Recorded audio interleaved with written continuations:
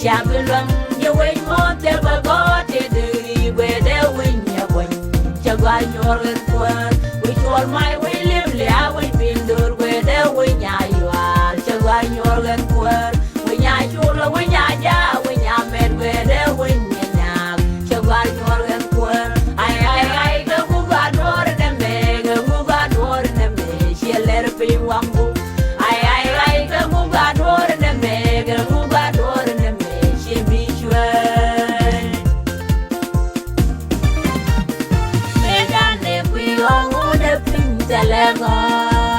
Chini only bitchin wouldn't know Reina you wait and go where you know them we catch a tad and no yandi, Chata de no Nagia, Chata de no big palm, we can tell you. Train me a danger, train me a mother, train me a one and energy, you see me and gave me train a little. Tawega Nani and the Shen better.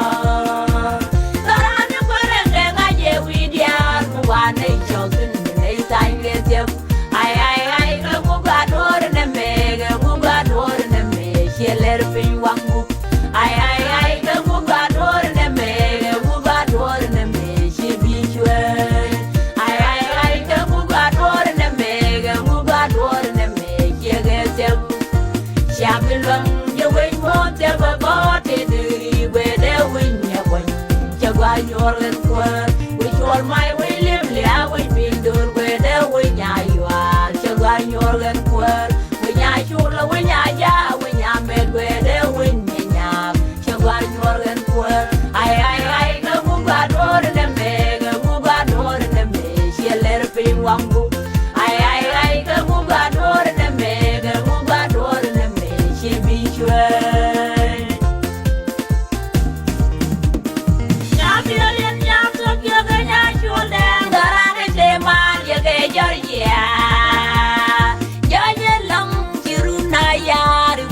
Enjoy ye, Pemga Malik and Ebi, and one day, Doran window.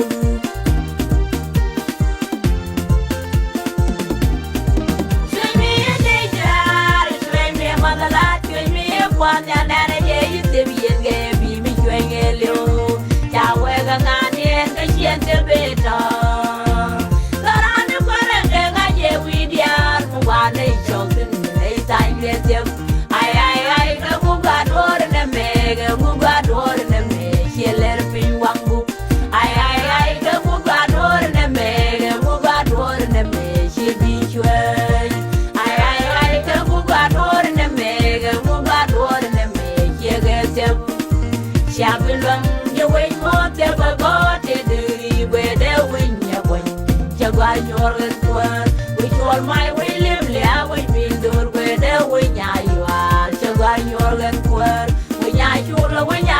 When I met where they win ya, Chagwan your word. I go move out more than me, move out more than me. She let it be one book. I go move out more than me, move out more than me. She be sure.